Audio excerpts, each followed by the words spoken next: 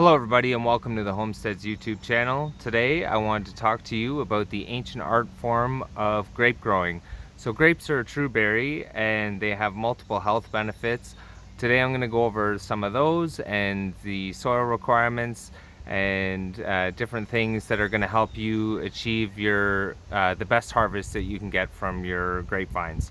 So first we'll start with the health benefits. There's very high levels of the antioxidant resveratrol found within grapes.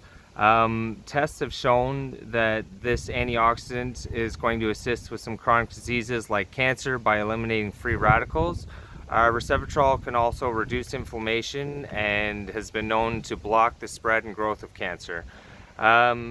These antioxidants also are beneficial for cardiac diseases. They're going to reduce bad cholesterol in your blood, the LDL type, and therefore lower your blood pressure. So really those are the real main benefits of resveratrol, but there's others, and there's also other antioxidants found in this berry. So definitely some good reasons there. But they also have small amounts of protein and fiber, which are good for muscle growth and bowel movements, keep your body healthy overall. There's high amounts of vitamin C, which is good for your immune system in general, and vitamin K, which helps produce a protein called prothrombin. That assists with clotting, bone metabolism, and vitamin K has also been shown to boost memory and attention, as well as your mood. There's also some trace amounts of thiamine or B1, riboflavin, B6, potassium, which is going to be used for muscle contraction, and your heart kind of needs that to keep you alive. And there's also copper and manganese found in grapes. Manganese is beneficial for your liver. I mean, I'm really just kind of touching the surface on some of this stuff. If you want to do some research yourself, you can find out what's more of what these minerals do for you, but needless to say, these are all really good things. So basically, I'm gonna pick it up here. Okay, so you can see that these are in partial shade. I trialed 3 different kinds.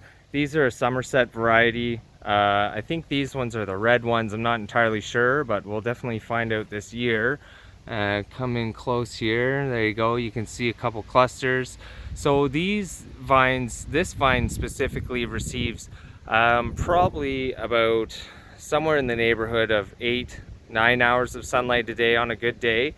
Over here we have another Somerset vine. This one receives right at the 7 mark. There's a little more shade here, and it's still doing pretty good. I mean, it's all 3 of these vines are in their 3rd year, so the leaves look healthy, the leaves look good, and they're all producing some berries. And then over here we have the monster grower that gets the maximum sunlight. I'm not entirely sure how many hours a day this one gets, but it does quite well. And at last count a couple of weeks ago, there was 250 bunches of berries growing on this. And if I come in close here, there you go, you can see a couple there. They're really all over the place. It's doing really well. I'm impressed. I've tried to grow grapes in the past without doing the proper amount of research at a former property, and it took about 5 years for them to start to produce. As I said, these canes are going into their 3rd year, and they're doing extremely well. I'm extremely impressed, and they're good to zone 5, so perfect for our climate, and you know, they're just really taking off this year. I'm super happy about that. But yeah, you know, you want 7 or more hours a day if you're gonna be into fruit production, or berry production I should say. So ensure that they're kind of south facing and get as much sun as possible. Sun also sweetens the berries, so if you're using them for jellies and just fresh eating table grapes, that type of thing, you're gonna want them. The more sun, the sweeter they're gonna get. So lots and lots of sun for these guys. If you're more into the ornamental stuff, 3 hours a day will suffice. That's going to give you good vine growth and leaf production. You won't receive any of the benefits from the berries themselves, but yeah, I mean, you can also eat the leaves on these if that's something you're really interested in, or or a pastime for your family, you can definitely do that. But if I was going to grow them for ornamental reasons, I probably wouldn't want to mess with the foliage too much, as they're kind of at the minimum amount of sun they need to kind of grow and thrive a little bit. But they'll produce some nice warmth to your property, and look nice, and give you that cozy feeling. So we'll get into a little bit of the soil requirements. I'll show you down here. So I'm a heavy believer in mulch. I've mulched these all 3 years. I mean, it retains the moisture, it adds nutrients, and it's gonna ward off competition. So I definitely make use of that stuff, and I truly believe that that's the reason I'm getting a ton of grapes this year from a third-year cane, instead of like previous places I've lived where it's taken 5 years plus to kind of get something. pH is also pretty important when it comes to growing grapes. They prefer, sorry, a pH of 5 to 6 or slightly acidic. You can use sulfur to lower the pH of your soil, and I'm not going to get into all that right now, but if that's something that you need to do, you can look some charts up online, and it'll tell you how weight by square footage type of thing to use. I haven't had to do too much of that. I've used some coffee grounds and some wood ash and stuff around them to kind of help out in that. But washed coffee grounds aren't going to change your pH, so it's not going to solve your problem. If you really have a problem with the pH in your soil and it's not acidic enough, you're going to have to get in there and buy some product and do something to change that yourself. So they also produce. They also prefer fertile but not overly rich soil. So you don't want to have it super rich. They need nitrogen and magnesium for vine and leaf growth. Potassium is going to regulate the moisture absorption and the resulting acidity, the taste of your grapes. Zinc is also a very important mineral. It's low in sandy soils and usually in alkaline or basic soils, so you might have to try to add some of that. I believe that the mulch and compost that we use really does the job for that kind of stuff for us. I haven't tested or anything, but the results kind of speak for themselves. So zinc is, yeah, it's pretty important. If you don't have the right content of zinc, you're going to have reduced pollination and smaller grapes. So if some of you folks out there are experiencing those symptoms, that's probably what your problem is. Soil texture, so you want some well-drained soil, loose soil. It's recommended that you till or turn the soil over up to about 20 inches, maybe 2 feet deep. Some people have been known to add sand so that the drainage thing is happening properly. And by tilling your soil, you're going to encourage root development and, yeah, some proper drainage. And really, if you want to maximize your output, adding compost, as we've done, or mulching is really going to be beneficial. A couple last tips that I'm going to tell you about quickly before I go here. The birds really love these, so you might wind up having to net them. It's very disheartening when you have a plant filled with something you're looking forward to eating, and you look outside and the robins have decimated your crop numbers and done all the eating for you. And yeah, so grapes also only grow, last thing, the grapes really only grow on new growth. So I'm going to come in here and I'll show you the third-year cane here.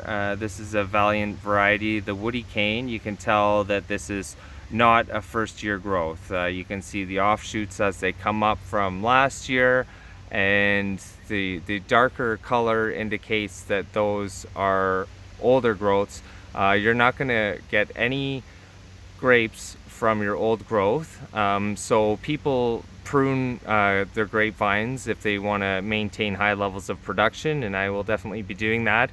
I kind of put a 2-wire system in here so that each year I can kind of trim it down to the bottom wire, and I'll help it spread along the bottom wire, and then the new shoots seem to kind of go straight up, I've noticed. So then I'll bring them up to the top line here and do my best to try to train them to follow that. When they get heavy, they'll droop down on their own, and we'll harvest them like that, and it's at a nice height. But as you can see, we're kind of spreading along here, and yep, I want to keep the old growth on the bottom and the new growth towards the top. But maybe I'll come in a little closer here and see if I can't show you just a little bit more. I mean, every kind of section where there's a branch coming out, there's grapes. There's really a ton of these in here. They're hidden everywhere. You can see they're starting to get the small clusters are starting to flower a little bit. So yeah, we're really excited about this.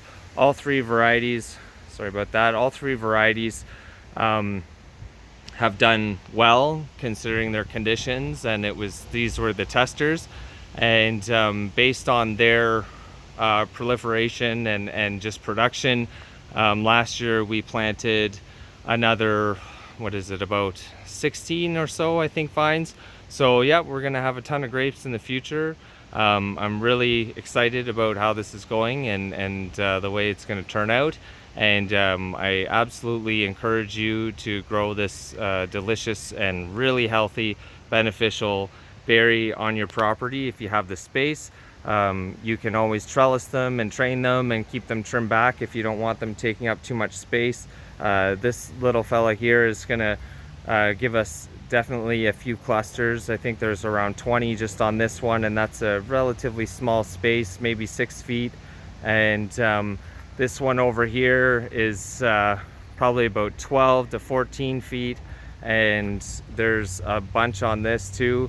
So yeah, I mean, get out there, plant these things in the ground, give it a couple years, and you'll be enjoying the benefits. So if you found this video informative and worth sharing, you could do that for me. I also really appreciate the likes and new subscriptions and old subscriptions. I mean, I'm doing this for you guys.